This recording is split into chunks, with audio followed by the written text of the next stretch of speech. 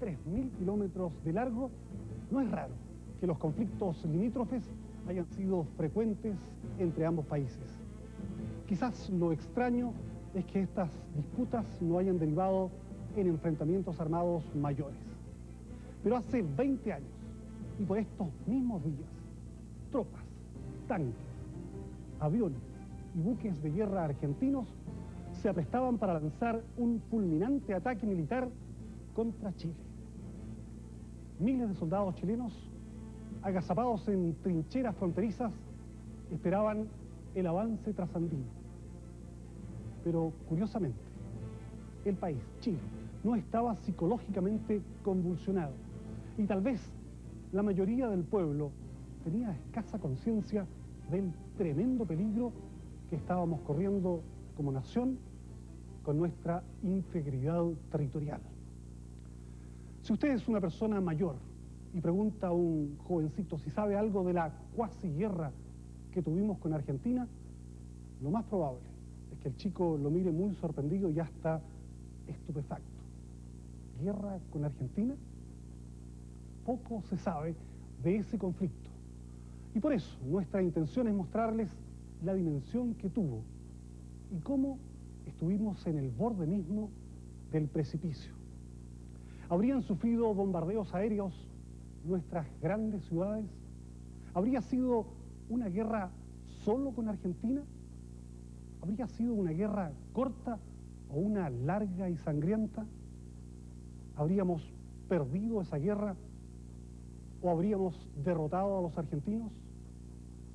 Hombres como el general Fernando Matei, el canciller Hernán Cubillos, el almirante Raúl López Silva y el general Nilo Fladi nos llevarán con una franqueza pocas veces vista y escuchada en Chile por el itinerario de un diferendo que pudo desembocar en la mayor tragedia americana de este siglo.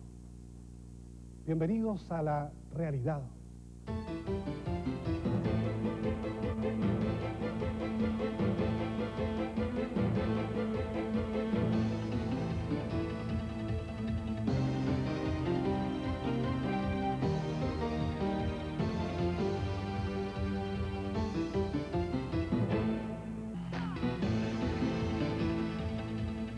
Algunas personas desaprensivas con la historia y con el patrimonio territorial de Chile decían en el año 78 que resultaba desatinado luchar por 3 islitas australes.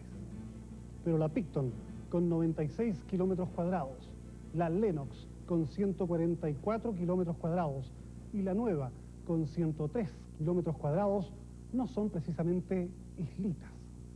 Tienen un indudable valor estratégico y un potencial económico significativo. Acompáñenme en el siguiente reportaje, que muestra uno de los años claves, más tensos y más dramáticos en la historia contemporánea de Chile.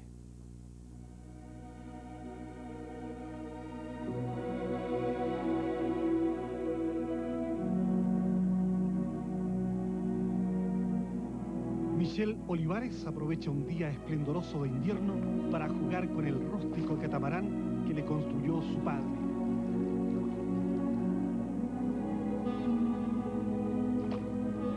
Es el único niño que vive en Nueva, isla del extremo austral de Chile, ubicada a 2.600 kilómetros de Santiago y a 4.650 kilómetros de Arica.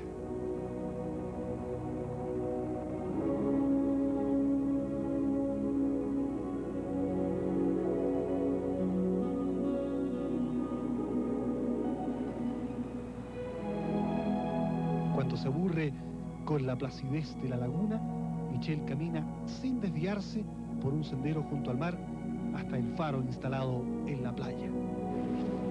Mientras a lo lejos pastan los caballos salvajes, Michelle se desplaza despreocupadamente, aunque tiene buen cuidado de no apartarse de la senda playera. Es un chico listo y sabe leer.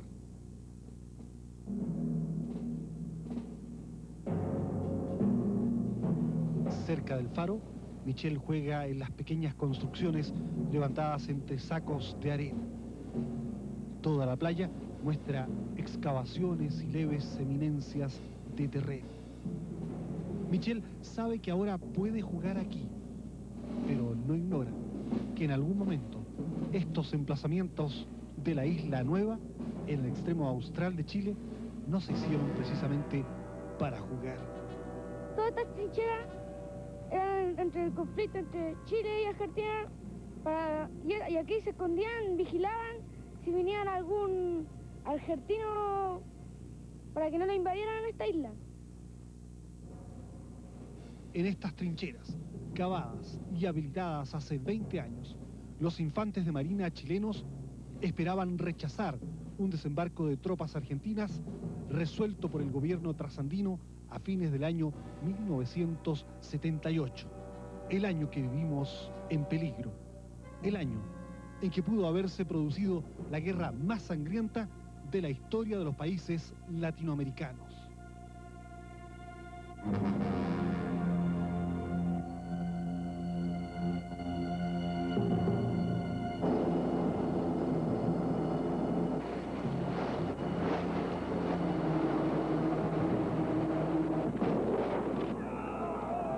Algo así, pero con cientos de muertos, podría haber ocurrido en las islas Lennox, Picton, Nueva, en el Cabo de Hornos, en Punta Arenas, en Puerto Natales, en Coyhaique Alto y en muchos lugares de la extensa frontera con Argentina. Una frontera que culmina aquí, en el canal del Beagle, una vía de aguas más bien tranquilas, con agrestes y bellos picachos coronando las islas que lo enmarcan.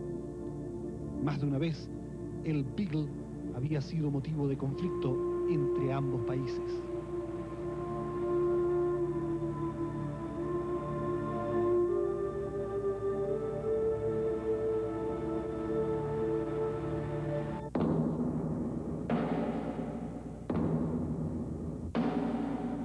En 1958, los argentinos instalaron un faro en el islote Snipe, ubicado en un sector reconocidamente chileno del canal Beagle. Corrían vientos de guerra. El presidente de la República, Carlos Ibáñez del Campo, ordenó entonces a la escuadra chilena marchar en pie de guerra para sacar incluso por la fuerza a los argentinos. Eso no fue necesario, pues los efectivos trasandinos se retiraron, evitando una confrontación mayor. Por entonces, participó en la escuadra como segundo comandante del patrullero Lientur, el joven oficial Hernán Cubillos. Es primera vez que yo como marino estaba entrenado para eso. Sentí la sensación de guerra. Y llegamos una tarde, dispuestos a enfrentarnos, con los cañones listos, al islote Snipe. Y hacía 6 horas que el destructor argentino, creo que era el San Juan, había abandonado la zona. Bajamos a tierra, destruimos la baliza y esperamos, y se paró el tema ahí.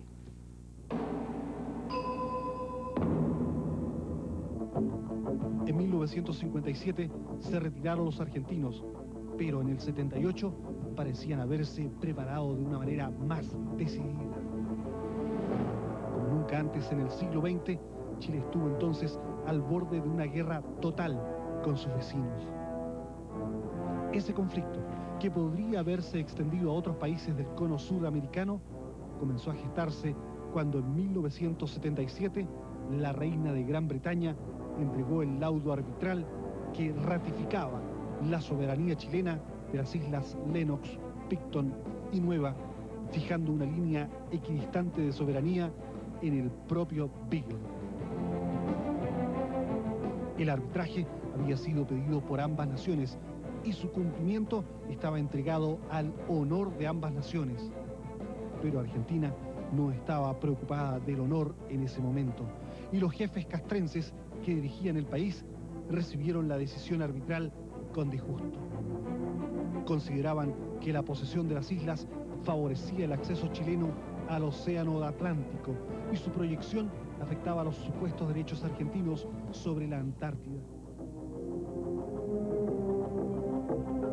En febrero de 1978, el general Augusto Pinochet viajó a Mendoza para reunirse con el general Jorge Rafael Videla. En la pista de aterrizaje podían verse los Skyhawk de fabricación norteamericana. La reunión no sirvió para nada. Los abrazos de ambos militares no pudieron disimular el fracaso.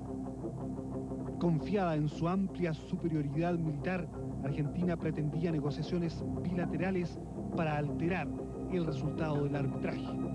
Chile se aferraba al cumplimiento del laudo. Una semana después de esta reunión y a los 10 meses de entregado el laudo, Argentina lo declaraba insanablemente nulo y sin valor. La presión de los militares más duros del ejército argentino había resultado decisiva. Chile y Argentina estaban gobernados por militares, habiendo sufrido graves cuestionamientos por la represión de los disidentes. El tema de los desaparecidos era continuamente planteado en los foros internacionales. En Argentina se vivía el apogeo de la denominada Guerra Sucia, que implicó la eliminación masiva de miles de opositores. En Chile, la Iglesia Católica encabezaba la crítica frente a la violación de los derechos humanos. Las relaciones internacionales chilenas se veían afectadas por la implicación de los servicios de seguridad en el asesinato del ex canciller Orlando Letelier, y Estados Unidos exigía el enjuiciamiento de los responsables. La enmienda Kennedy prohibió la venta de armas norteamericanas a Chile, y desde Estados Unidos se organizaba también un boicot de trabajadores contra el gobierno militar chileno. Las torturas aplicadas contra la doctora inglesa Sheila Cassidy habían deteriorado las relaciones con Gran Bretaña, y el servicio diplomático chileno había sido afectado por purgas internas que fueron severamente criticadas desde la revista ¿Qué pasa? Por Hernán Cubillos Salato. Yo criticaba la militarización de la política exterior. Se había transformado el Ministerio de Relaciones casi en un regimiento militar. Se estaba dejando de lado a funcionarios de carrera, diplomáticos, de mucho valer, que estaban siendo desplazados con el criterio de las falsas lealtades, porque a los militares les costó mucho entender que habían civiles que podían ser tan leales como ellos al sentido de patria. Cubillos juró como ministro de Relaciones Exteriores el 20 de abril de 1978. Cubillos comenzó por llamar a diplomáticos civiles de peso y conocimiento, incluidas personas como Enrique Bernstein, José Miguel Barros, Francisco Rego, Pedro Daza y Santiago Benadaba, gente que antes había aparecido como sospechosa de disidencias frente al gobierno militar. Nuestra misión, discutida, definida al nivel de Junta de Gobierno, Presidente de la República, en todos los sectores, teníamos que hacer cumplir a Argentina el laudo de su majestad británica. Si era necesario negociar con Argentina, había que hacerlo, pero sin entregar 1 centímetro de tierra. Mientras Cubillos movía sus piezas en el terreno internacional, tratando de mejorar las relaciones con Estados Unidos, las grandes potencias y especialmente con el Vaticano, que aparecía como un socio importante en las gestiones de paz, el gobierno del general Pinochet trataba de acelerar los preparativos militares frente a una Argentina militarmente muy poderosa. En 1974 hubo una extraordinaria tensión prebélica en la frontera con Bolivia y Perú. El ejército minó entonces sectores limítrofes estratégicos. Y estos campos minados, como el que está cercano al volcán Tacora, fueron reforzados en 1978, pues se temía que una vez desatada la guerra con Argentina, adversarios eventuales, peruanos o bolivianos, podrían atacar este flanco norte.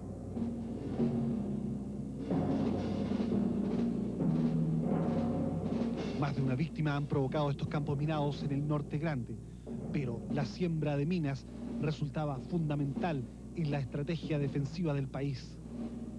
Una hipótesis de guerra tradicionalmente manejada por los militares chilenos es denominada HV3, Hipótesis Vecinal 3, y con ella se identifica la eventualidad de una guerra simultánea en 3 frentes, con Argentina, Perú y Bolivia. La breve luna de miel iniciada con el abrazo de charaña entre los generales Pinochet de Chile y Banzer de Bolivia, terminó cuando el país altiplánico rompió relaciones con Chile. El canje de territorios que habría permitido una salida marítima a Bolivia quedaba descartado por la oposición peruana.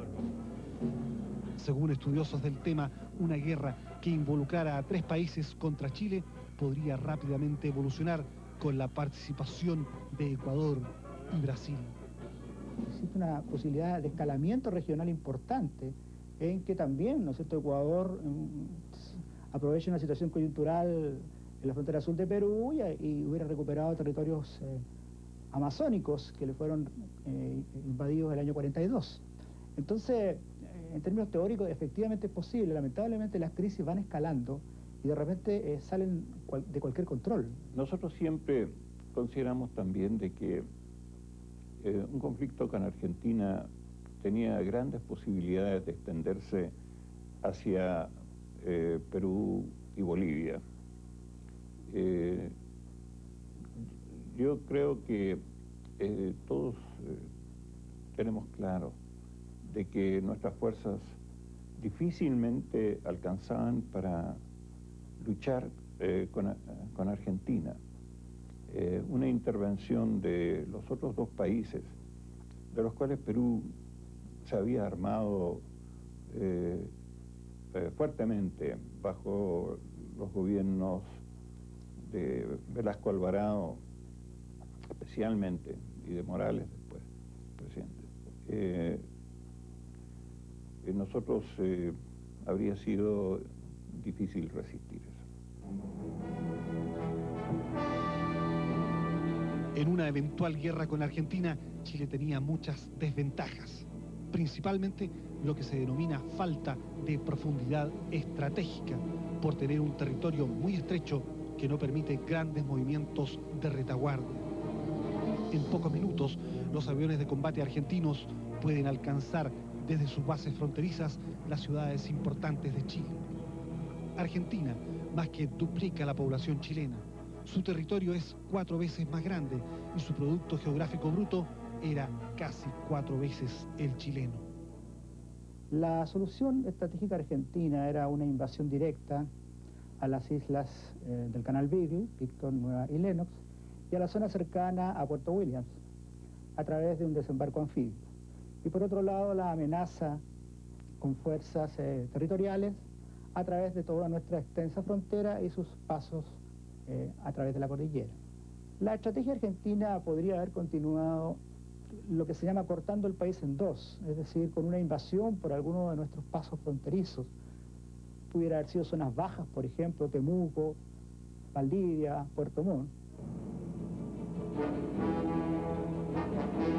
Según Santos, la macroestrategia chilena habría consultado lo que se denomina con un lenguaje boxeril un gancho de izquierda, es decir, el uso de los fuertes contingentes chilenos instalados en el norte para penetrar en territorio argentino. La situación era bastante compleja para Chile en el norte, lo que nos obligó a mantener tropas ahí, pero esas tropas podrían haber tenido un empleo dual a través de un gancho de izquierda, conocido, ¿no es cierto?, en el norte argentino, de modo de producir un canje posterior de terrenos que nosotros pudiéramos hipotéticamente haber perdido en el sur. La comparación de los efectivos militares favorecía en 1978 ampliamente a los argentinos, pues disponían de unos 135.000 efectivos frente a 80.000 chilenos. La superioridad en tanques y artillería era considerable. Por entonces se dijo que estaban fichados unos 500.000 reservistas argentinos. En el Teatro de Operaciones Australes estaba a cargo de la 5ª División del Ejército el general Nilo Fladi, quien aceleradamente alistaba a sus tropas en posiciones para enfrentar los embates argentinos. La verdad que siempre se ha dicho y mirado así el número, es como que se teme, ¿no es cierto?, que los argentinos hayan sido tan superiores a nosotros en un área determinada. Pero no hay que olvidarse que ellos están montando una ofensiva en territorio desconocido. Nosotros estamos haciendo una defensa en territorio propio, organizado. Cada metro está organizado, la distancia de tiro están controladas. Así que una ofensiva no es tan fácil.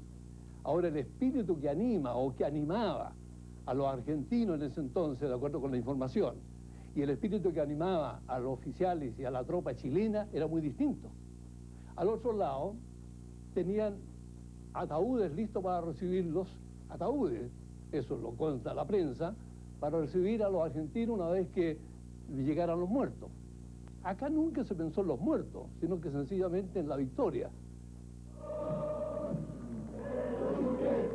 Con 200 aviones de combate, la Fuerza Aérea Argentina más que duplicaba a la chilena.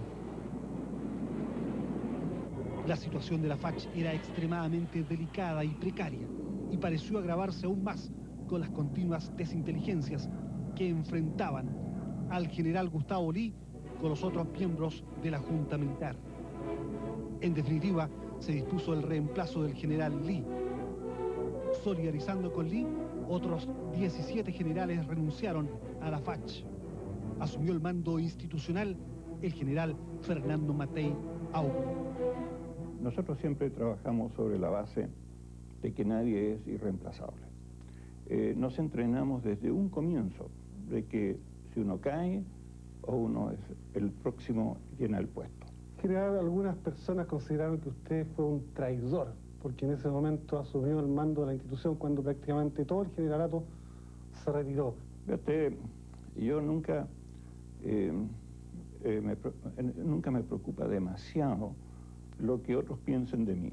Yo tengo carácter suficiente para enfrentar situaciones difíciles e incómodas y salir adelante. De manera que puede haber en un momento dado afectado un poco mi autoestima tal vez, pero yo decididamente agarré el toro por las astas y bueno, hay que galopar, galopamos.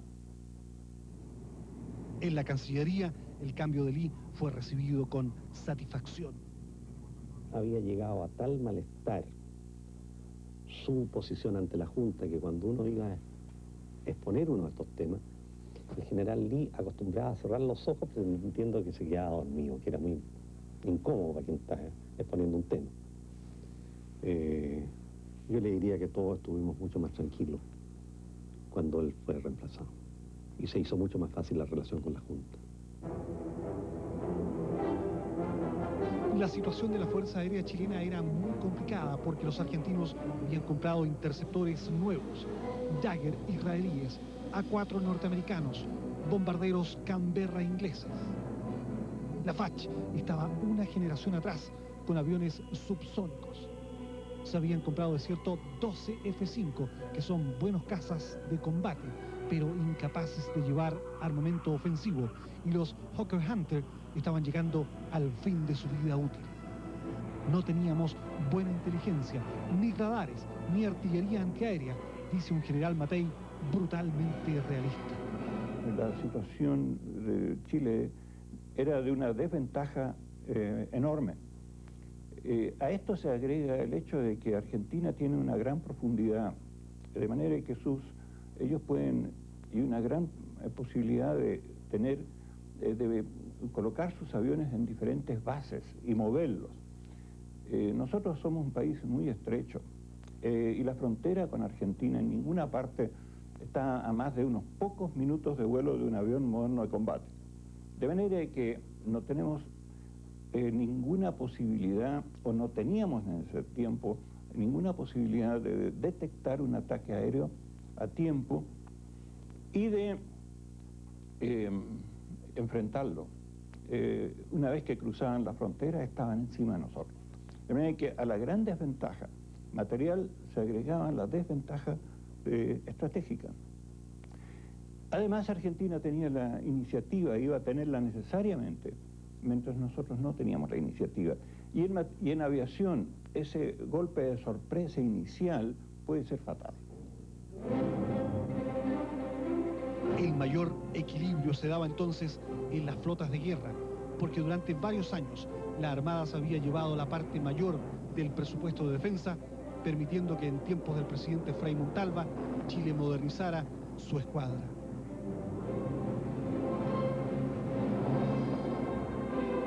Con esa inversión histórica, ¿no es cierto?, los fragatas y submarinos que habían sido comprados en el último tiempo del periodo Frei Padre, actual Lynch, Condell, los submarinos O'Brien y Hyatt, fueron parte fundamental de la disuasión austral a esa guerra.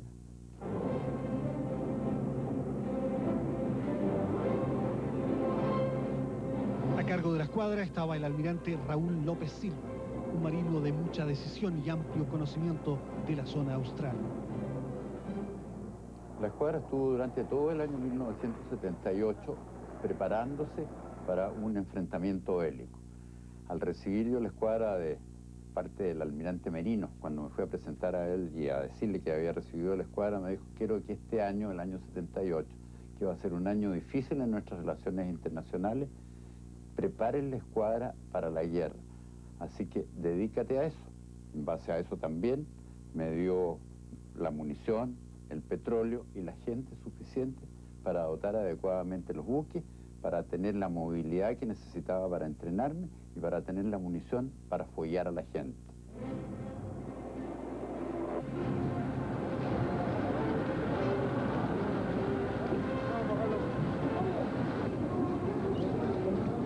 López Silva sometió a un entrenamiento riguroso a la escuadra, para la cual no hubo secretos en los mares australes. En los intrincados fiordos del fragmentado litoral sureño se habilitaron variados fondeaderos secretos. La situación de la escuadra chilena era ciertamente mejor que la de la flota de mar argentina, que no tenía buenos puertos abrigados en las costas australes. El poder naval es el producto de fuerza por posición, es decir, uno tiene que tener buques buenos, poderosos, pero también tiene que tener bases que le den soporte a esos buques y a las tripulaciones que en ellos navegan. Chile, gracias a su geografía, tiene una zona austral con mucha capacidad de dar soporte a través de todos sus canales, esconder y darle apoyo logístico a sus buques. No hacia Argentina. Argentina, la base más cercana, más o menos base, digamos, es la isla de los Estados, pero realmente no tienen ningún soporte importante ahí. Ushuaia no es usable en tipo de conflicto, pues está encerrado dentro de un canal y no tiene por dónde meter un buque en términos de que es destruido desde costa inmediatamente. Quizás una diferencia a favor de Argentina era esta: el portaaviones 25 de mayo, que transportaba a 15 aviones y que podía desequilibrar en su favor una acción naval. Sin embargo, el borrascoso mar de Drake hacía que la operación de un portaaviones fuera particularmente dificultosa, especialmente el despegue y aterrizaje de aviones.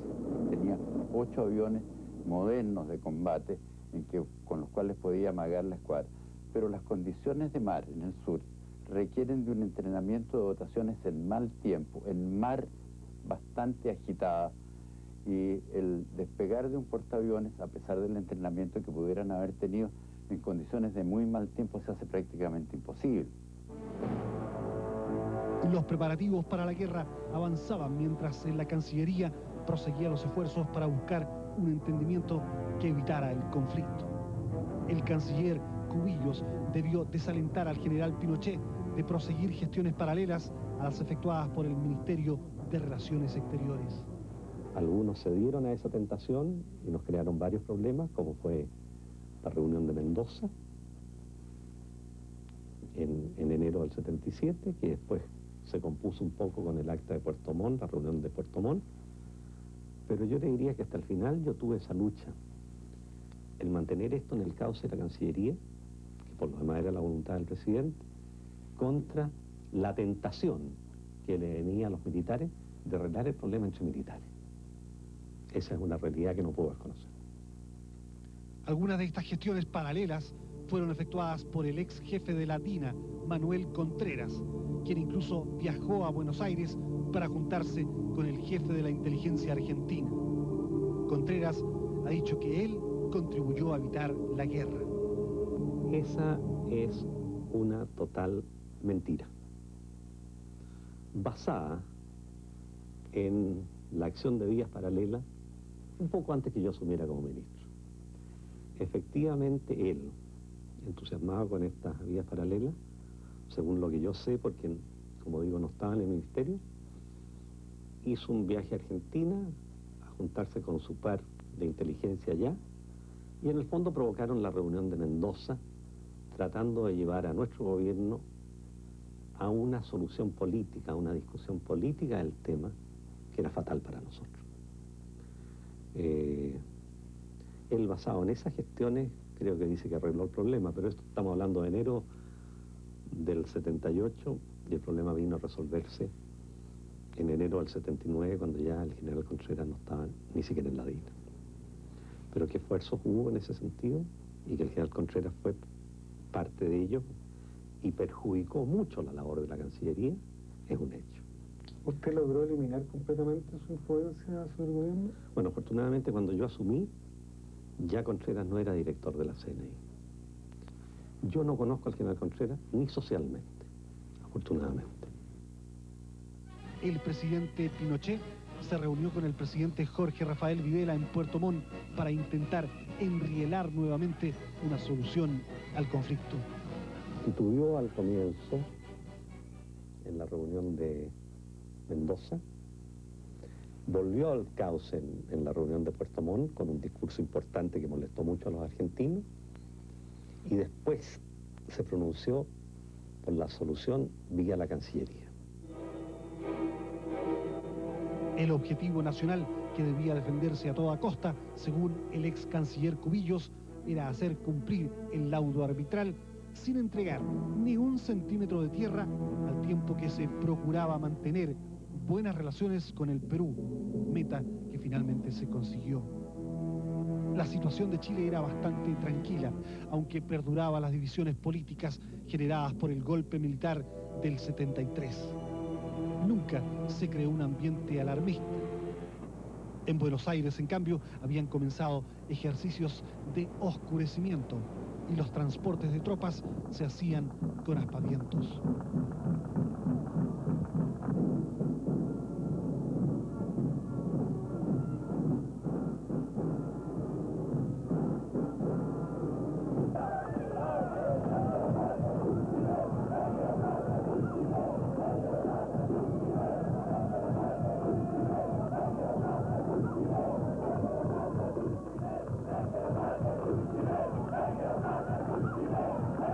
Muchos de estos jóvenes reclutas que gritaban contra Chile participarían después en la desastrosa Guerra de las Malvinas. Algunos chicos, marcados física y psicológicamente por ese conflicto con los británicos, recuerdan que habían sido entrenados para luchar otra guerra. Pensábamos más que íbamos a tener guerra contra Chile, y estábamos más preparados a nivel así de pelear contra los chilenos que contra los ingleses. La instrucción nuestra era, en la práctica de tiro, cuando hacíamos blanco, se decía viva la patria, maté a un chileno.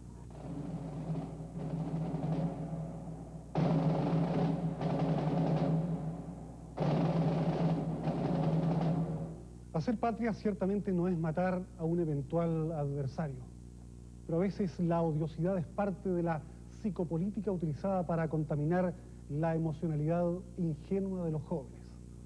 En un momento volveremos con el año que vivimos en peligro y el testimonio de los chicos argentinos de la guerra y la canción que surgió ese mismo año, que habla de un monstruo que pisa fuerte toda la pobre inocencia de la gente.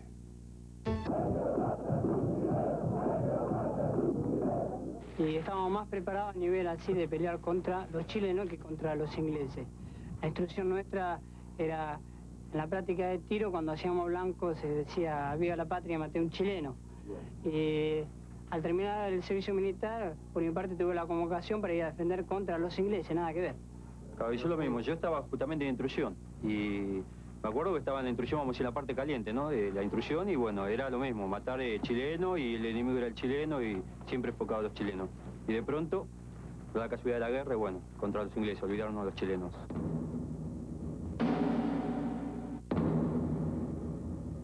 En Argentina yo ya había visto una prensa loca, con un gobierno loco, promoviendo la guerra con Chile, diciendo las islas son nuestras, el Beagle es nuestro, etcétera, etcétera. Al punto que esa actitud de la prensa había condicionado la opinión pública, y el gobierno argentino tenía poca flexibilidad para moverse dentro de un ambiente que ya le había creado su propia prensa. A favor de la prensa chilena y de los periodistas chilenos, yo tengo que decir que nunca me fallaron. Yo logré que la prensa se comportara de una forma excelente sin un decreto de censura. Nada más que porque ellos sentían la responsabilidad patriótica que había en lo que estábamos haciendo. Aquí no hubo despedida de soldados en las estaciones donde las argentinas vendían sus joyas, hacían loterías para tener plata para los soldados. No, aquí hubo un traslado quieto en las noches, a través de la DECO, la AN y todo, de nuestras fuerzas a la zona. No queríamos estar descuidados tampoco.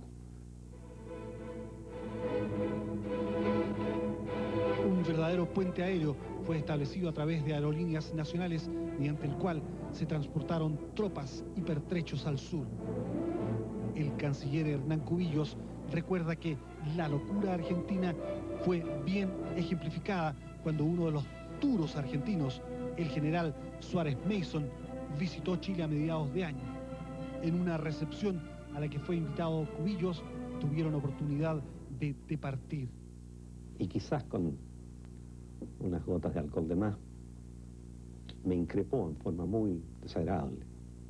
Me dijo, ministro, me dijo, y subo la voz porque ese fue un poco el tono que él usó.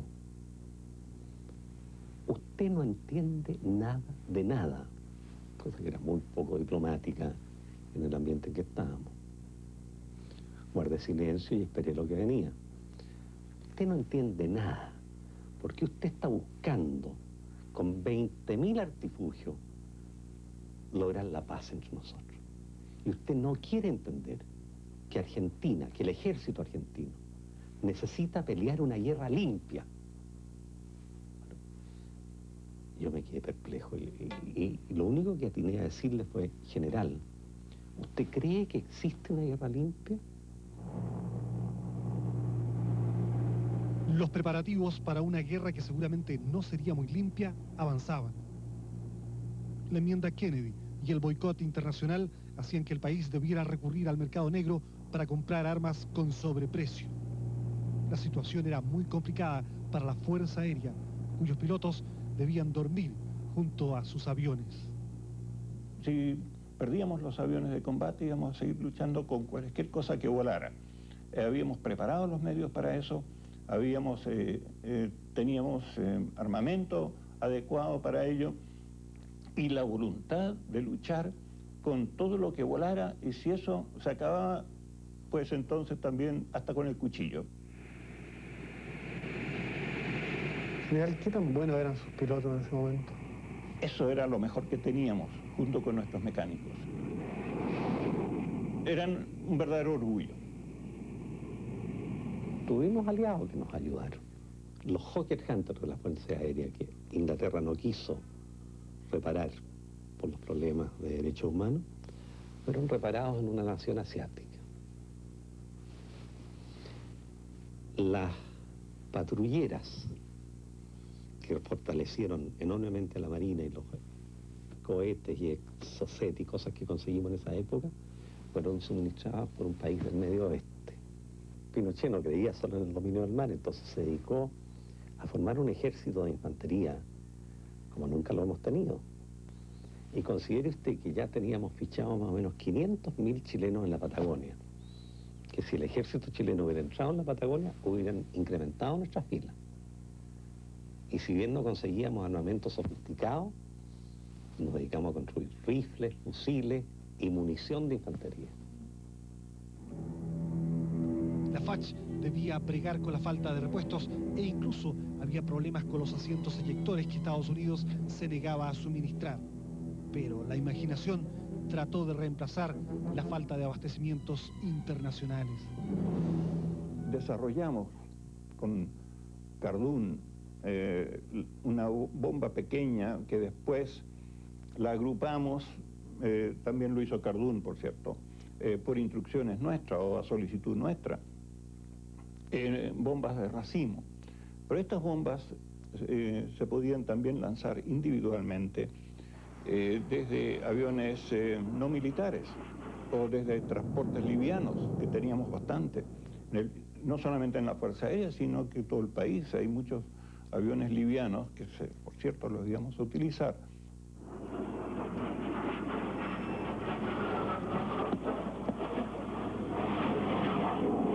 El ingeniero y empresario Carlos Cardún no solo desarrolló bombas para la atribulada Fuerza Aérea chilena, sino también minas antitanques y otros ingenios destinados a potenciar el arsenal defensivo del ejército. Nosotros sabíamos que en el mar podíamos ganar cualquier guerra. La Fuerza Aérea estaba débil.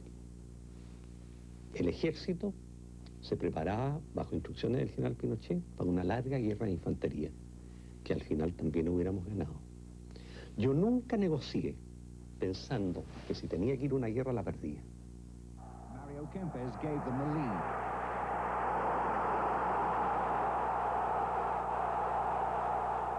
En junio, Argentina ganó el Campeonato Mundial de Fútbol, y eso fue quizás una extraordinaria inyección de optimismo y exitismo en la Argentina.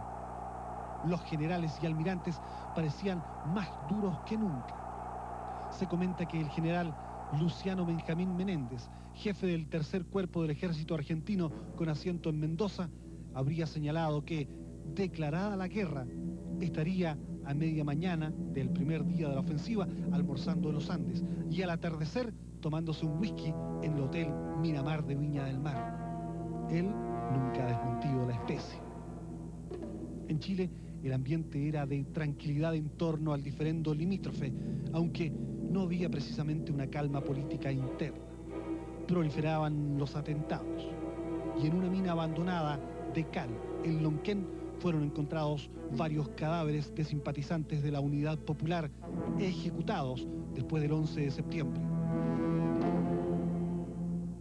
Pese a sus diferencias con el régimen castrense, el jefe de la oposición de entonces, el expresidente Frei Montalva, expresó públicamente su posición en torno al tema del Beagle. Había un conflicto interno importante con sectores del país.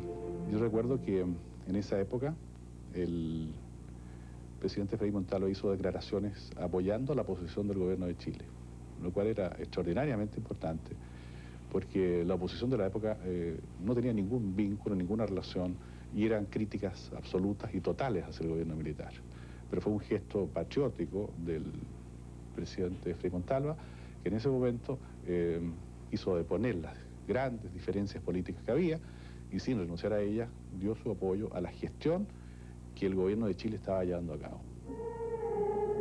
El 6 de agosto murió en Roma el Papa Paulo VI, con quien el canciller Cubillos esperaba encontrarse para pedirle una gestión que aliviara la tensión creada con Argentina. La elección del nuevo Papa, Juan Pablo I, significó nuevos esfuerzos del ministro chileno, y en la propia Capilla Sixtina, Cubillos, que presidió la delegación nacional a la entronización, conversó con el presidente argentino Jorge Videla.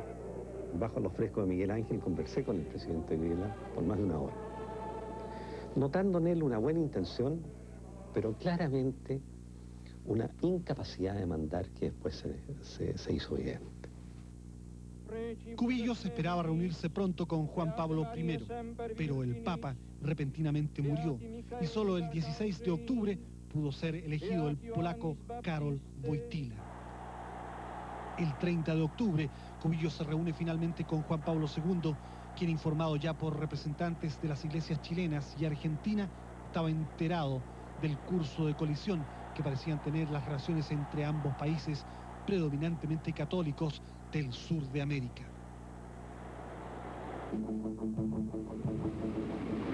Mientras en las cancillerías proseguían afanosamente las gestiones diplomáticas para abortar la guerra, en las disputadas islas del Beagle, los chilenos, en medio de durísimas condiciones climáticas, se prestaban para la defensa.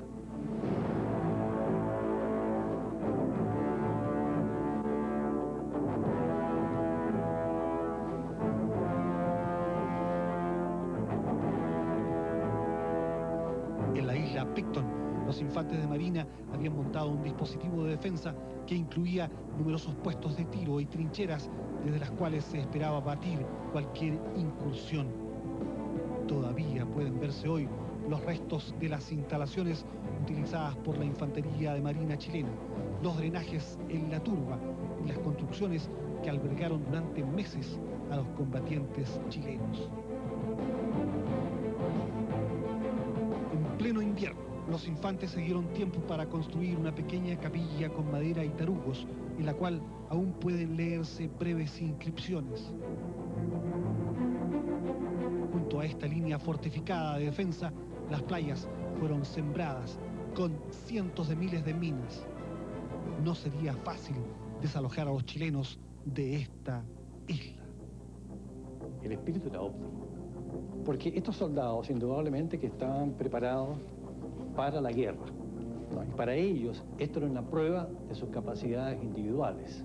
Uno de los problemas que tuvimos nosotros en realidad era que el hombre estaba tan motivado que en cierta forma el hombre se sentía, en cierta manera, como un combatiente que estaba listo para actuar y que cuando le iban a decir que actuara. Entonces, en el fondo, nosotros teníamos que tener una actitud de convencimiento de que estábamos disuadiendo el conflicto. Los infantes de Marina estaban emplazados en posiciones defensivas en Navarino y en las otras islas del Canal Beagle. Parecía que había llegado el momento de aplicar lo aprendido en duros ejercicios de entrenamiento y máxima disciplina. El tremendo peso de la historia militar chilena, las guerras victoriosas del pasado, las figuras míticas de O'Higgins, Prat, Eleuterio Ramírez, los jóvenes de la Concepción, ahora, al filo del siglo XXI, parecían volver a manifestarse en estos hombres destacados en el austro. ¿Usted cree que un marino, un militar, un aviador chileno va a llegar a su casa pues, diciendo me rendí? Pero además nuestro Código de Justicia Militar es muy claro. En un artículo dice, el militar que recibiere orden de mantener su puesto a toda costa, así lo hará. Pablo Wunderlich era el comandante de los infantes de Marina, cuyo número ascendía a más de 4.000 en la zona austral. Sabía que las órdenes eran resistir y nunca disparar el primer tiro. Pero también sabía que la infantería de Marina es fundamentalmente ofensiva, más que defensiva. A eso tiende precisamente su entrenamiento, que enfatiza los asaltos contra playas y baluartes enemigos. Una vez desatadas las hostilidades, la situación básicamente defensiva podía cambiar radicalmente. En Santiago, Buenos Aires y el Vaticano se conversaban, y en las playas de la isla Navarino, no muy lejos de Puerto Williams, las baterías de costa, ahora oxidándose al sol junto al oleaje suave del mar, se aprestaban a entrar en combate. Mientras seguían construyéndose trincheras y puestos de ametralladoras, se pensaba también en los que morirían. Se accedió a un pedido que formuló el comandante de la Fuerza de Desembarco de bolsas nylon para los cadáveres, y eso tenía un destino, para los cadáveres nuestros o adversarios. Habría sido una carnicería que por suerte no se llevó a cabo.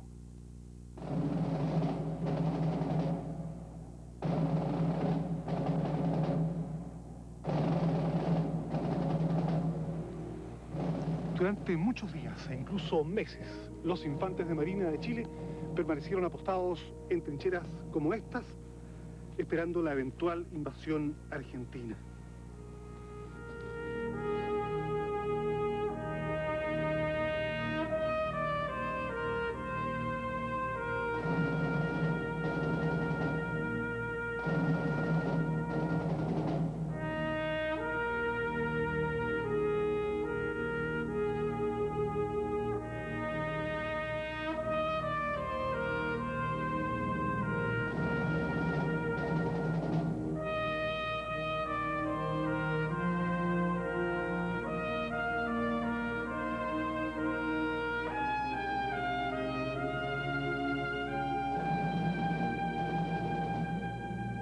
En realidad no hay ninguna orden de operaciones que diga específicamente defender.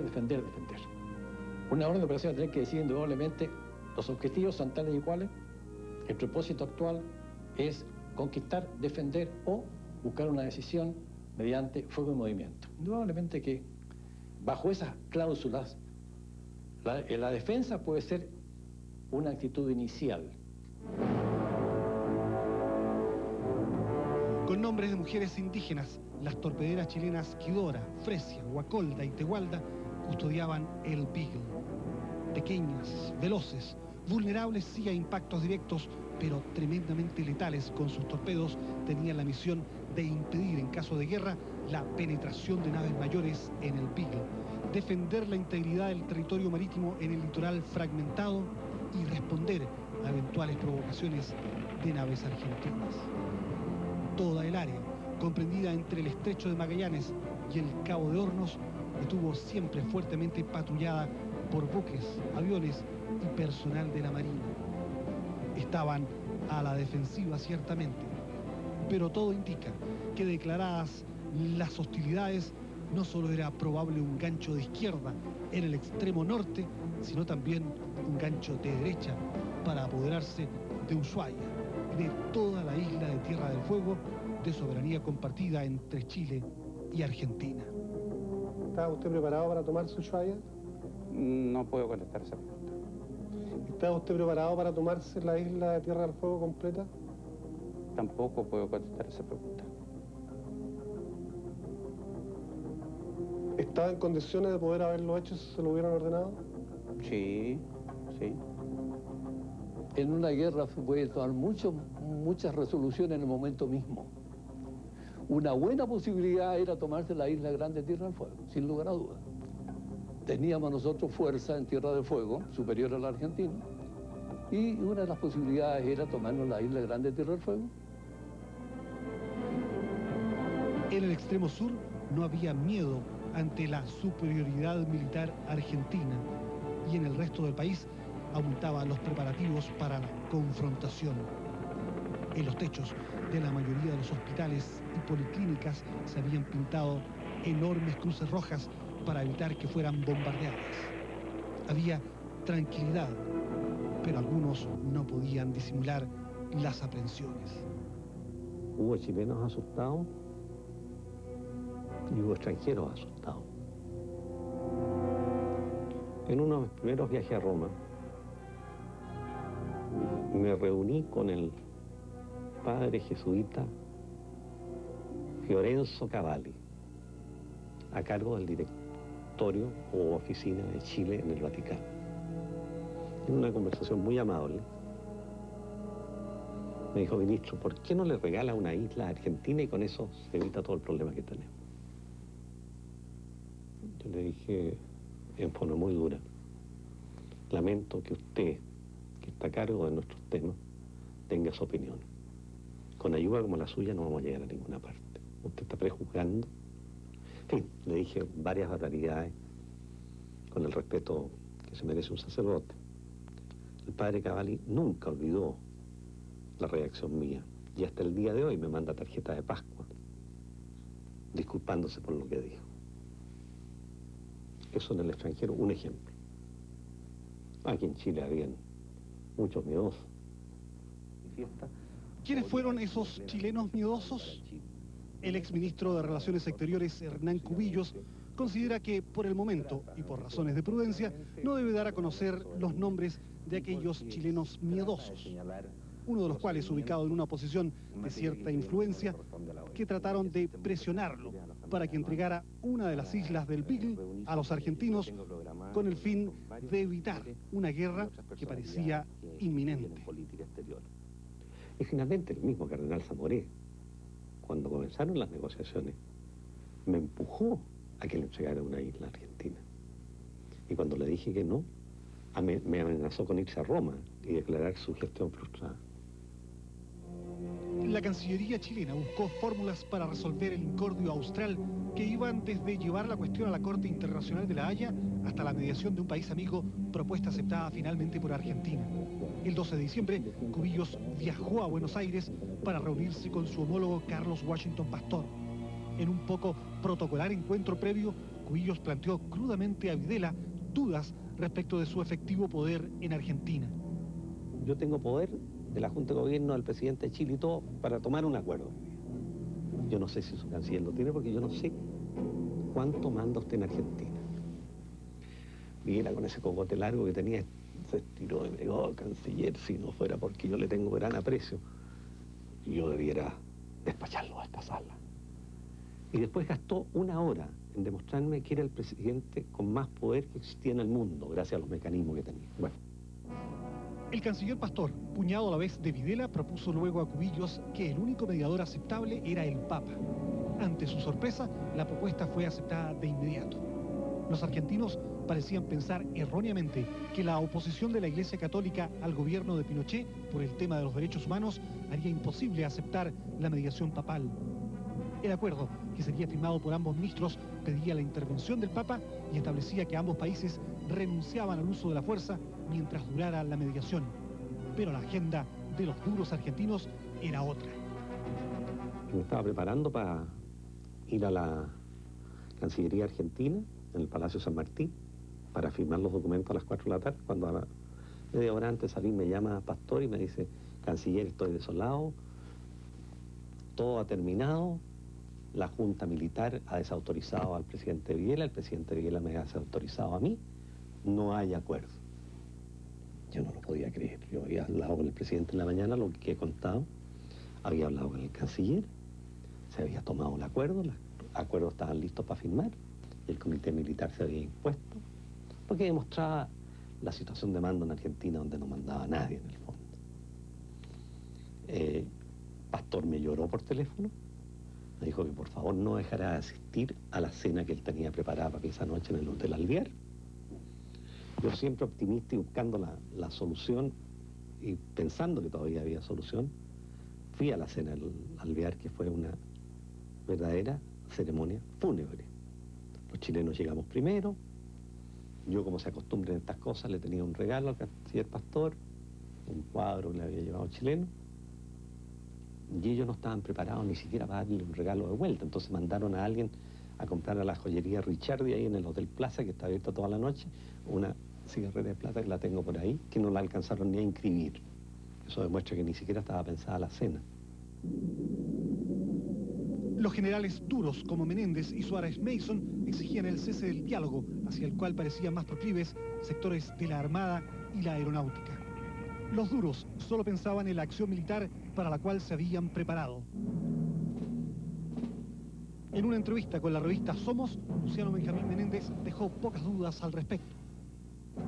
¿Por qué tenía seguridad de la victoria?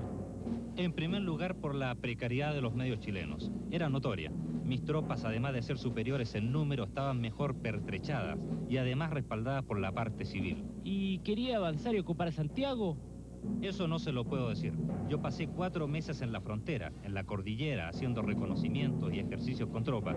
Después discutí esos resultados en el comando en jefe, proponiendo una u otra cosa para establecer las pautas finales. Alguna prensa argentina colaboraba de buen grado con la campaña belicista, promoviendo la idea que se debía frenar el expansionismo chileno, como si fuera Chile el país que pretendía desconocer un arbitraje. No todos eran vientos de guerra en Argentina. Obviamente la mayoría de su población no quería un conflicto bélico a pesar de las campañas reiteradas contra Chile.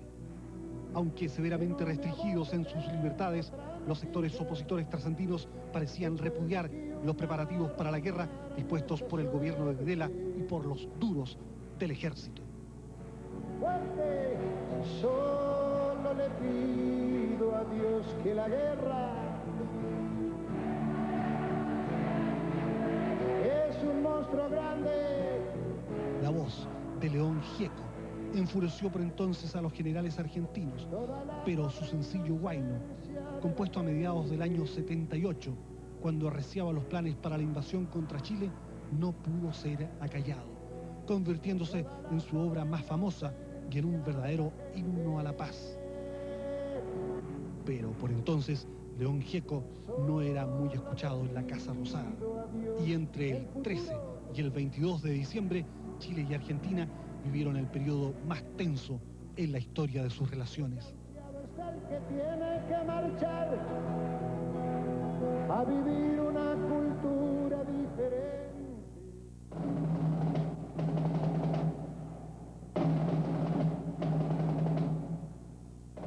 sur, los preparativos de defensa estaban casi completos. La construcción de trincheras a lo largo de toda la extensa frontera entre Punta Dungenes y Punta Arenas estaba terminada. Y miles de soldados se apostaban en sus puestos de tiro, mientras los blindados aguardaban en la retaguardia y los cazatanques esperaban la embestida de los blindados argentinos. A lo largo de toda la frontera chileno-argentina, soldados, aviadores, marinos y carabineros se aprestaban para el combate. Quizás los primeros que iban a enfrentar los asaltos de la tropa argentina iban a ser los policías uniformados chilenos.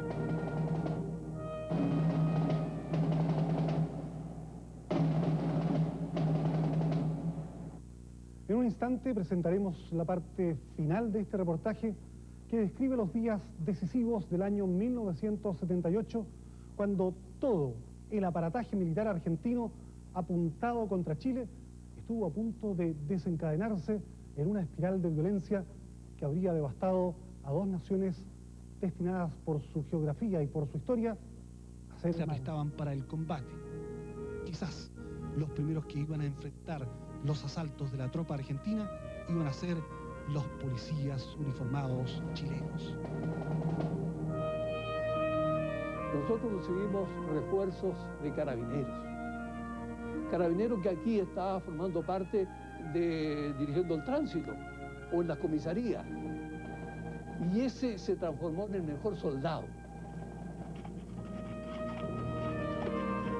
En Magallanes, casi todos los pasos fronterizos habían sido cerrados por los argentinos.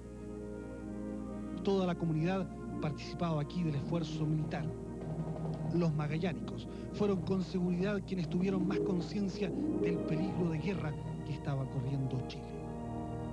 En estas imágenes se ve al general Nilo Fladi hablando en el Teatro Municipal y comunicando que la región y seguramente la ciudad iban a estar en la primera línea de fuego. Le dije, miren, aquí la guerra puede venir en cualquier instante. Y yo le pido a ustedes que si no tienen la calma y no tienen la valentía para enfrentar esa situación, abandonen la zona. Ni un magallánico, ni uno, dejó la región. En Puerto Natales, la situación era tal vez la más tensa de todo Chile. La frontera se encuentra a apenas 15 kilómetros y esta es la parte más angosta del estrecho territorio nacional. 15.000 soldados argentinos y 200 tanques habían sido desplazados hacia Río Gallegos, puerta de entrada hacia Magallanes. El asalto contra Natales aparecía como una opción obvia para cortar la continuidad geográfica chilena. Aquí, prácticamente todos los hombres fueron llamados a servir. Dejé el vehículo acá, me presenté a Carabineros. Me dijeron que a las 2 tenía que estar para arriba y... Bueno, yo pensé que era una, como dijeron, ir a presentarme, ¿no? Allá me dijeron, pase para allá, no me diga, y póngase la ropita. Y ahí nos quedamos. Nosotros veíamos y podíamos contar los vehículos argentinos que estaban en posición. Y tan malamente mimetizados que nosotros los podíamos contar porque el reflejo del sol con los parabrisas no era necesario tomar una larga vista para ver los vehículos que estaban en posición.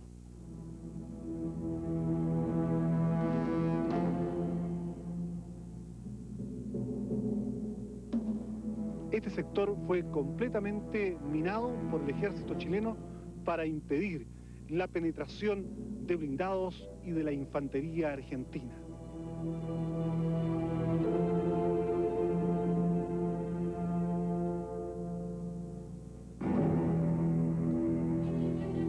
En el Paso Dorotea se esperaba uno de los principales ataques argentinos y allí, en las serranías, se dispuso una vigilancia metro a metro y la construcción de trincheras.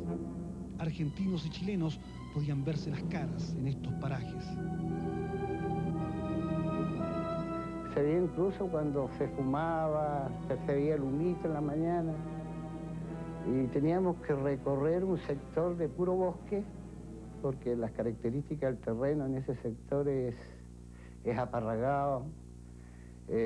Teníamos senderos donde teníamos que cruzar porque estaba todo minado. Incluso en las mañanas se sentían cuando pasaban las liebres, porque eran de esas minas personales, y las liebres cuando tocaban estas minas explotaban, así que se desintegraban prácticamente. Juan Restovich es un comerciante de Puerto Natales que debió dejar familia y negocio y partir a Dorotea. Nunca se imaginó que participaría en la detención de un capitán argentino. Así que dormíamos con las granadas, todo el armamento que teníamos en ese momento ahí, con los fusiles SIG. Y recuerdo una noche un centinela escuchó un ruido. Así que salió afuera a ver y dice que agazapado atrás en las matas había una persona. Inmediatamente hizo un disparo y efectivamente era una persona argentina que inmediatamente lo tomamos prisionero, lo desarmamos. Decía él que era un sargento de un regimiento de Río Gallego y que andaba extraviado. Bueno, a su vez decía que necesitaba fumar porque era vicioso, dice que le gustaba fumar, y ponía la mano acá en el pecho. Bueno, entonces yo le digo a los otros cabros, oiga, ¿sabe qué? Le digo yo, revisémoslos bien porque no hace cosa que tenga algo. Y efectivamente, dentro del jersey tenía una pistola miniatura, qué sé yo, serían 4 o 5 balas que tenía. Y claro, en un momento nosotros nos dio el coraje y dijimos, este gallo, mira, si lo descuidamos, podrían habernos matado a cualquiera de nosotros. Después supimos de que era un capitán de ejército argentino. Pero no solo hubo prisioneros militares, también fue detenido un espía argentino que resultó ser sacerdote. Una persona, capellán, que lastimosamente fue sorprendido por el contraespionaje nuestro chileno haciendo de espía, ¿no es cierto? Ahora no digo gran espía, yo creo que este hermano era más bien ingenuo, porque ¿qué sabemos nosotros de espionaje, ¿no es cierto? ¿Pero qué es lo que hacía? ¿Estaba enviando información? Vendía información, sacaba fotografías, etcétera, y las entregaba nada menos que en la zona franca nuestra, a algunas personas argentinas que le pagaban para esto. Bueno, esta persona después se quiso canjear con algunos chilenos que también habían sido, ¿te acuerdas?, tomados en espionaje aquí en la parte de Aysén, en esa parte, pero al otro lado, esto en Argentina, pero no se podía cambiar porque el canje tenía que ser en personas de planta, digamos, no era auxiliar simplemente, este capellán. Después se me dijo, ¿no es cierto?, que ya estaba, no me preocupara más porque ya estaba en el límite, y justo, ¿no?, como te digo, lo habían bajado como un bulto y lo habían metido en un jeep y ahí lo habían mandado al otro lado. ¿Estaba en el límite de Chile-Argentina o en el límite entre la vida y la muerte? Las dos cosas. La Iglesia Católica hacía esfuerzos para detener lo que sería un enfrentamiento sangriento y fratricida entre vecinos y hermanos de religión. El obispo Tomás González señala que muchos magallánicos sufrían ante la mera idea de una guerra, pues tenían fuertes lazos familiares, de amistad y de trabajo con los argentinos. Tuve que ir a Santiago, me recuerdo, cuando me dijo el intendente de esa época, padre, de aquí a una semana vamos a ir con las tropas a Río Gallegos. Yo dije, general, no podemos hacer eso, pero tenemos que hacerlo. Entonces yo fui a Santiago urgente, le dije al cardenal Raúl, que era el cardenal de Santiago, pasa esto. Dijo, bueno, esto pasa, sí, vamos a la Anunciatura, fuimos a la Anunciatura. No tenían mucha idea de que esto era tan trágico. Mientras los obispos clamaban por la intervención papal, soldados chilenos y argentinos parecían acercarse inexorablemente al choque militar. El ataque que nosotros más temíamos era un ataque blindado. El ataque blindado tiene que tener resistencias muy organizadas para que no pase. De ahí entonces que nosotros a través de la frontera, con las tropas adelantadas, ya teníamos las tropas adelantadas posiciones defensivas para encauzar a posibles penetraciones blindadas, para guiarlos a determinados lugares donde pudiéramos abatirlos.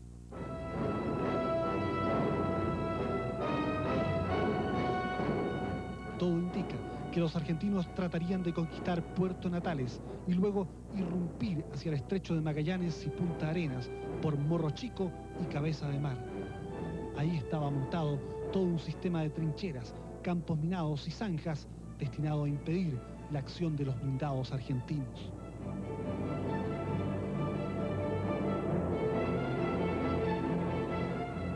La acción nuestra tenía previsto buscar derrotar a los argentinos en forma parcial, por partes. Derrotarlos en la acción ofensiva que pudiera llegar en Dorotea, la acción ofensiva que pudiera llegar en las islas, la acción ofensiva que pudiera llegar en uno de los puntos de Laguna de Mar, etc. Y de ahí, ¿no es cierto?, siempre hay que prever los planes, de ahí posiblemente pasaran ya a una contraofensiva. La prensa de Buenos Aires informa el 17 de diciembre que se ha cerrado el aeropuerto de Lima. Se inician maniobras conjuntas de la Armada y la Fuerza Aérea del Perú, que parecen desplazarse rumbo a la frontera de Chile. Pero ni un solo hombre de los fuertes contingentes del ejército chileno del norte ha sido movilizado hacia el sur. El norte también estaba en pie de guerra. La invasión deberá ser frenada con las guarniciones del centro y del sur. La CIA, la agencia del espionaje norteamericano, informa a la Casa Blanca que la invasión argentina al Bigle es inminente. El presidente Jimmy Carter reconoce que el apresurado regreso de Cyrus Vance desde el Medio Oriente se debe a la proximidad del estallido de la guerra en el cono sur de América. Y Estados Unidos comienza a moverse tarde para evitar esto. Y viendo lo que se había avanzado, ¿cuál es la actitud que hace Estados Unidos? El embajador Landau comienza a proporcionarme a mí informe de los movimientos de las tropas argentinas sacados con su satélite, fotografías sacadas de satélite que muestran el avance de las flotas argentinas en todos los frentes, norte, sur y centro, hacia Chile. Las fotografías eran extraordinarias, uno podía contar hombre por hombre. Entonces estábamos sin ninguna ilusión de que no había guerra. Pero al mismo tiempo Estados Unidos, consciente de lo que estaba pasando y de lo tanto que ya habíamos avanzado con los papas y el Vaticano, se contacta con Casaroli, el secretario de Estado, y le manifiesta su profundo apoyo para que el Vaticano inicie una gestión de mediación. Una cosa, como digo, que me preocupaba era que no había conciencia a nivel nacional de que la situación era tan trágica. El 20 de diciembre, el gobierno chileno envía una nota al gobierno trasandino reiterando la invocación para aceptar una mediación. La nota es rechazada casi el mismo día por Argentina. Todo indica que el general Videla tiene sobre su escritorio el decreto supremo que contiene una declaración de guerra. Nosotros nos dimos cuenta que la guerra venía, que Argentina no quería un mecanismo de paz. Viene nuestra denuncia al Consejo de Seguridad de Naciones Unidas, es decir, viene una serie de una avalancha de acciones diplomáticas, a ver si con ellas podíamos evitar esta locura. En Magallanes, la tensión prebélica ha llegado al máximo. En las islas del Beagle, los infantes de marina fueron reforzados una vez más y el almirante Wunderlich debió hacer una difícil decisión: enviar a su propio hijo, a la sazón teniente, al mando de una compañía de 150 hombres en la isla Picton. ¿Le costó hacer esa decisión, almirante? Depende, ¿qué quiere decir usted le costó? Era su hijo, que a lo mejor lo mandaba a la muerte. Si se refiere a tiempo, fue instantáneo. Si se refiere a que tomé en cuenta la trascendencia que podía tener para mí, fue terrible.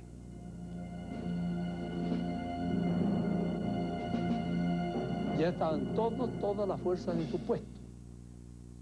Así que no había otra medida que tomar que esperar una posible ofensiva de parte de Argentina. El así denominado Operativo Soberanía, dispuesto por el Comando Supremo Político y Militar en Buenos Aires, consultaba el desembarco de tropas y la toma de esta isla, Nueva, y de las islas Picton y Lennox. El operativo tenía fecha y hora: 10 de la noche del día 22 de diciembre de 1978.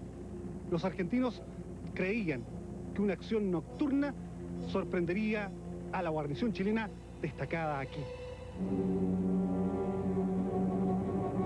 Nosotros no teníamos información de que había un plan soberanía, ni la fecha ni la hora del posible desembarco.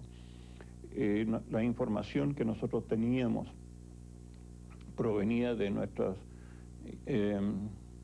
intercepciones y nuestra exploración aeromarítima, en que nosotros teníamos perfectamente ubicada hora a hora la flota argentina. No, sorpresa imposible que se hubiera logrado, nada.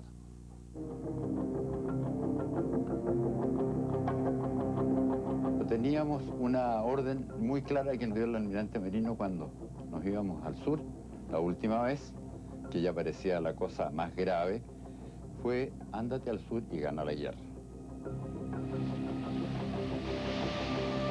En los mares australes, donde tempestuosamente se juntan los océanos Pacífico y Atlántico, se iban a enfrentar la flota de mar argentina, que incluía un portaaviones, el crucero Belgrano, que después sería hundido en la Guerra de las Malvinas, 4 destructores, 4 fragatas, 2 corbetas recientemente compradas a Francia y la escuadra chilena, con 3 cruceros, 4 destructores, 2 fragatas. En las cercanías y prontos para abalanzarse sobre las respectivas naves mayores, merodeaban 4 submarinos argentinos y 3 submarinos chilenos.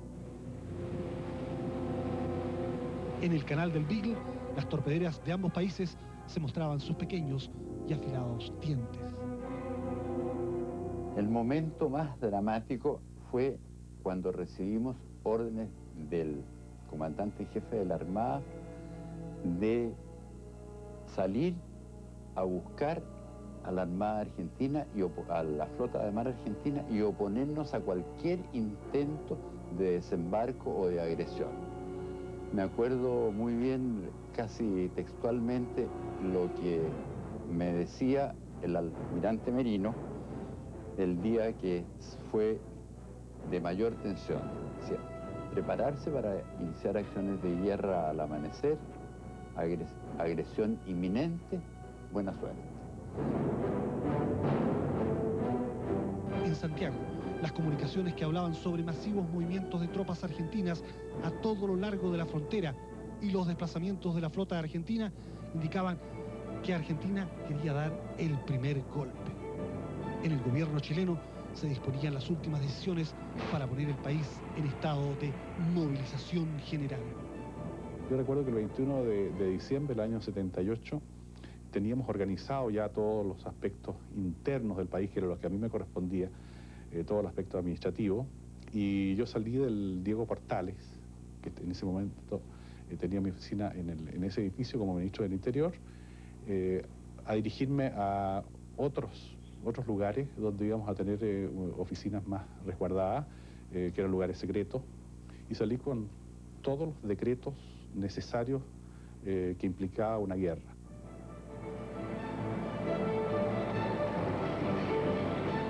Esa noche yo estaba seguro de que nosotros íbamos a estar en guerra. Emoción cero, no, ninguna emoción, un hecho nomás que uno registra.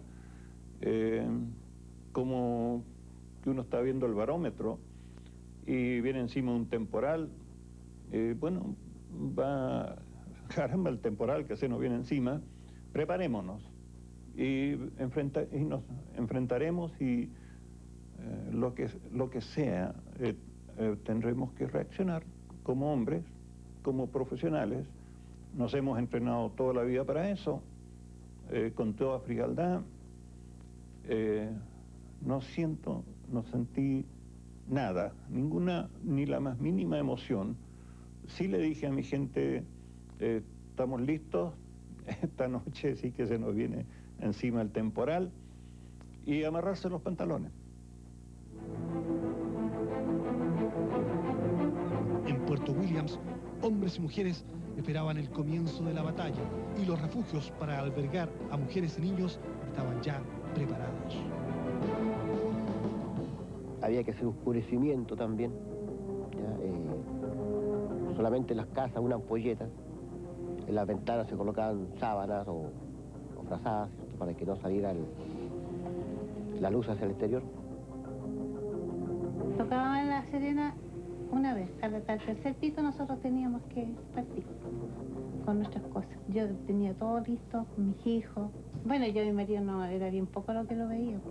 Como digo, a mí me tocó en Piedra Buena, detrás de una ametralladora, una .20. Aquí todos los chilenos estábamos con ganas de que los ataquen y poder proceder también nosotros.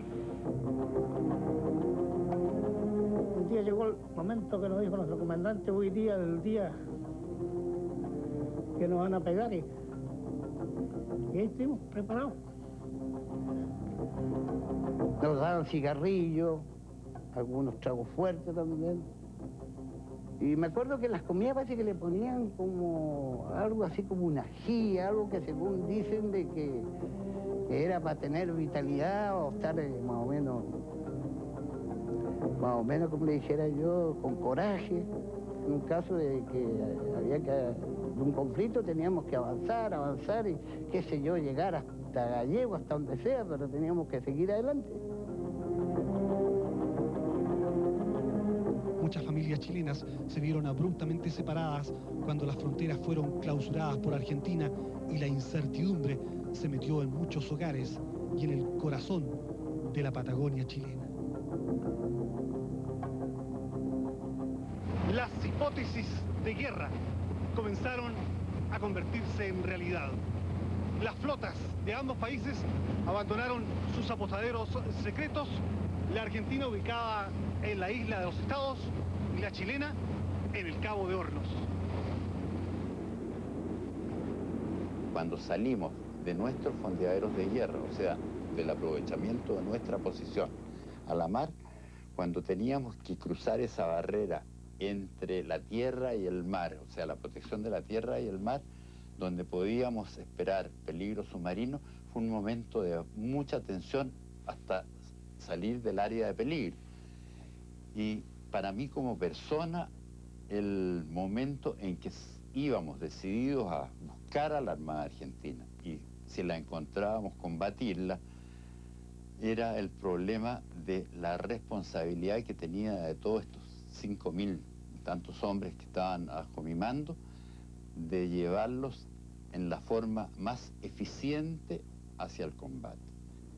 En el personal vi un entusiasmo enorme, porque ya llevábamos tanto tiempo esperando este momento, que cuando se le comunicó que ya no se tocaba más zafarrancho de combate para ejercicio, sino que cuando sonara el gong de zafarrancho de combate significaba que teníamos al adversario al frente, dispuestos ellos a agredirnos y nosotros dispuestos a repeler toda agresión, creo que salió un grito, por lo menos en el crucero donde yo estaba, que dijeron, por fin, viva Chile.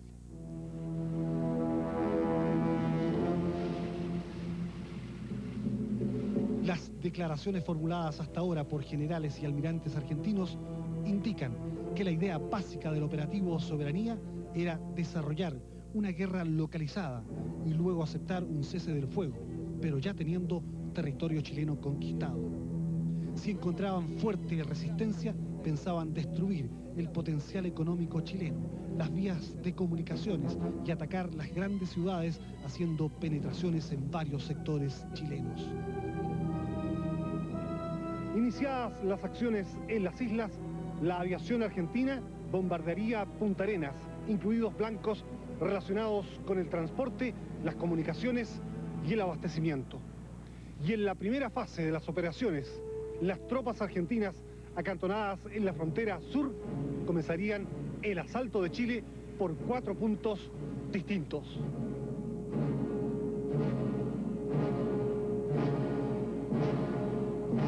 Yo personalmente no pensé en el choque de blindado, ¿no es cierto? Porque primero hay que desgastarlo, destruirlos de a poco y después atacar. Porque si yo, ¿no es cierto?, avanza una columna de blindado, que era muy posible, y yo la contrarresto con otro ataque de blindado, bueno, vamos a destruirnos mutuamente o algo. Mientras que si yo espero con la organización del terreno, con los bazookas, que son los antiblindajes, con las minas, con todos los elementos que tengo para destruir parte de los blindados, voy a ser yo el que voy a hacer el ofensor en un momento determinado sobre esa fuerza blindada.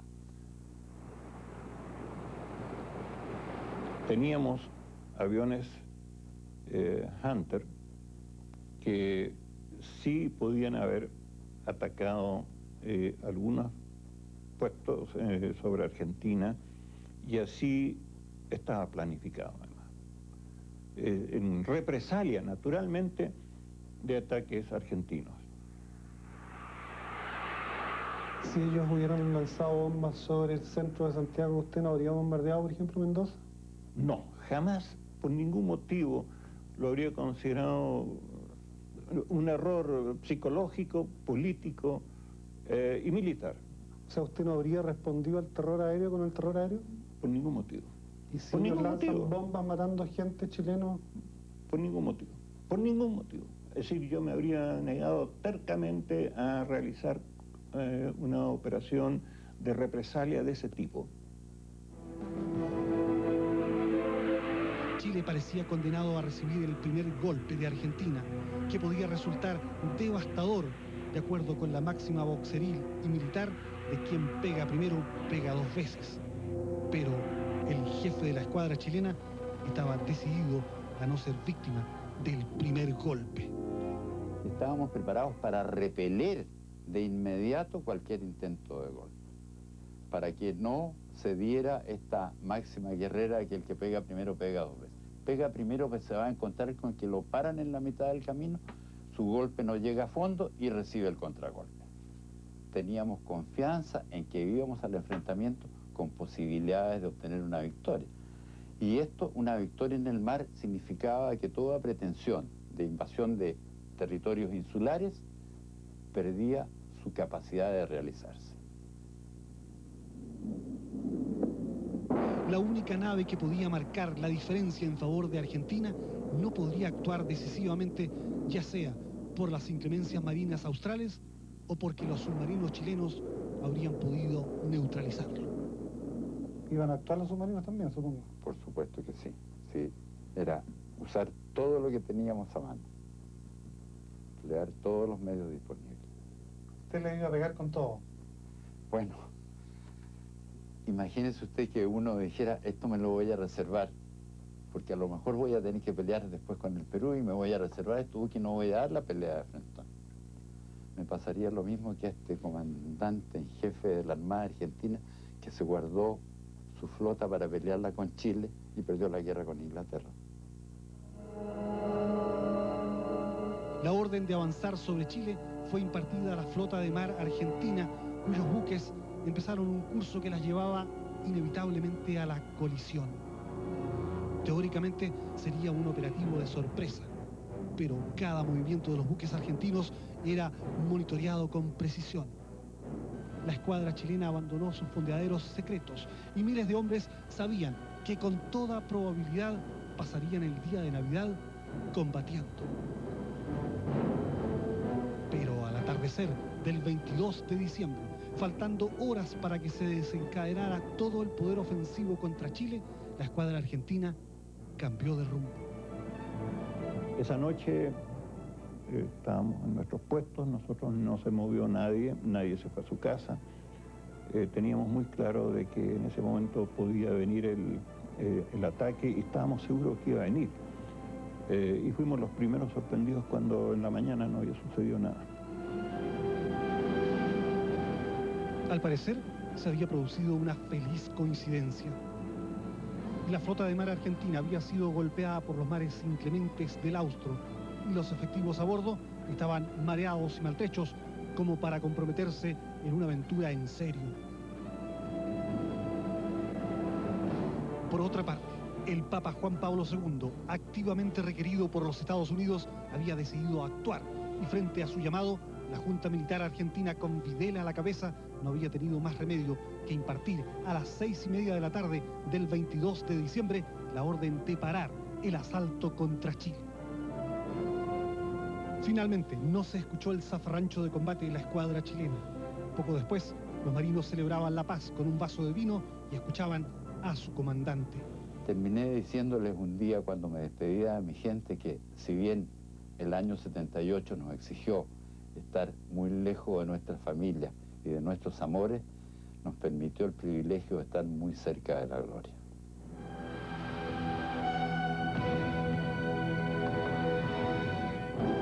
26 de diciembre llega el cardenal Zamorea a Buenos Aires. El enviado papal inicia inmediatamente las gestiones que conducirían a un acuerdo de paz entre ambas naciones. Había comenzado la distensión con Argentina y en los efectivos chilenos que estaban dispuestos en las primeras líneas de fuego se mezclaban los sentimientos. Yo esperaba un grito de alegría que habría sido muy justificado, pero hubo silencio y lo que vi fueron caras de frustración. Como diciendo, bueno, para esto nos preparamos tanto. Pero es una reacción momentánea, es una reacción individual. Evidentemente que no hay nada peor que la guerra. ¿Qué hubiera pasado si la escuadra argentina lanza su invasión contra las islas y si todo el dispositivo militar argentino hubiera sido activado? Es una pregunta que jamás podrá ser cabalmente respondida. Pero todo parece indicar que nuestro territorio y nuestra economía habrían sufrido fuertes impactos. El poder aéreo argentino habría infligido daños gravísimos a la infraestructura, comunicaciones y energía de Chile. Es posible imaginar que los ejércitos trasandinos hubieran penetrado en determinadas áreas chilenas. Pero todo indica también que la guerra hubiera sido larga y dolorosa para la Argentina, con diversas penetraciones chilenas en territorio trasandino. Seguramente no habría sido un conflicto localizado, sino una larga y sangrienta guerra que habría sido definida en último término por la infantería. Hernán Cubillos no tiene ninguna duda al respecto. Yo nunca negocié pensando que si tenía que ir a una guerra la perdía. Yo tenía claramente la visión de que yendo a una guerra iba a ser un desastre, porque las guerras son un desastre y el que ha sido hombre de armas lo sabe mejor que nadie. Pero que si nos hubieran llevado a una guerra, la hubiéramos ganado y el ejército chileno hubiera invadido Buenos Aires. Nos hubiéramos demorado algunos años, pero lo hubiéramos hecho. Y bajo esa seguridad uno negocia muy tranquilo cuando quiere la paz. Algunos estudiosos de temas militares creen que la guerra habría sido muy prolongada y de inciertos resultados. Una invasión argentina, aparte del territorio continental central de Chile, habría impedido de parte de Chile aceptar cualquier cese del fuego. La idiosincrasia nuestra no permitiría, ¿no es cierto?, negociar teniendo tropas extranjeras en nuestro territorio, y eso habría significado una larga guerra de desgaste, digamos, hasta que la solución fuera de otro tipo, como la retirada negociada de las tropas o simplemente a través de la vía armada. Santos, que ha sido un franco opositor al gobierno militar, reconoce que el general Augusto Pinochet manejó adecuadamente la crisis con Argentina, evitando lo que pudo ser una guerra desastrosa en el cono sur de América. Nosotros nos hemos olvidado de ese punto, tenía muchos otros aspectos que le criticamos, pero realmente fue un éxito su manejo de crisis, logró mantener a la población chilena cohesionada, logró mantener a la población chilena motivada, de una imagen de unidad y de fortaleza que impidió una guerra. En Argentina, los líderes militares más duros, incluidos los generales Menéndez, Suárez Mason y Galtieri, no parecieron particularmente complacidos con las vías diplomáticas para resolver el litigio con Chile. Una hipótesis de guerra cualquier país la planea, así que yo pienso que mis camaradas chilenos, entre los cuales tuve algunos buenos amigos, también deben haber planeado algo parecido. Las hipótesis de guerra han dado paso a la realidad de la paz, condición que se sustenta, según el comandante en jefe de la Armada Nacional, en la mayor fortaleza del Chile actual. Hoy en día está inserto con fuerza en el ámbito internacional. Está trabajando y está produciendo un progreso consistente en el tema de la unidad interna. Está con su economía fortificada y ha desarrollado una estructura de fuerza que, aunque modesta, es proporcional a la realidad nacional.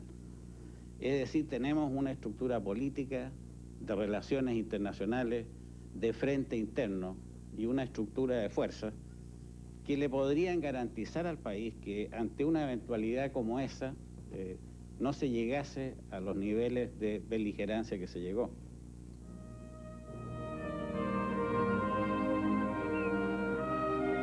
En la Isla Nueva, Michel Olivares vuelve de las viejas trincheras abandonadas junto al enorme faro. Es un chico listo y sabe que no debe apartarse de la senda. Su catamarán rústico lo espera. Santiago está a 2.600 kilómetros de distancia. Arica a 4.650 kilómetros. Buenos Aires a 3.100 kilómetros.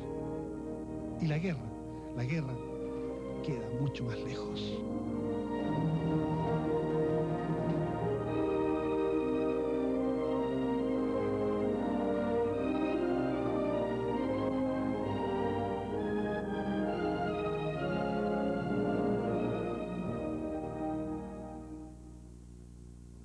Chile y Argentina han iniciado una fase de integración notable y los temas limítrofes pendientes parecen en curso de una solución definitiva. Pero permítanme solo un par de reflexiones al terminar este programa. La paz es un valor fundamental, pero un país como Chile no puede dejar de tener una respetable capacidad de disuasión. Algunos creen que las armas son muy caras y prescindibles, que los ejércitos son onerosos y que luchar por la paz es desarmarse. Esa es definitivamente una ilusión. Un país como Chile debe estar abierto al mundo y tener las mejores relaciones con todas las naciones y especialmente con sus vecinos. Pero mientras vivamos con las realidades de este planeta, nunca debe descuidarse. Y la segunda reflexión, un país unido en las cosas importantes, democrático y respetado militar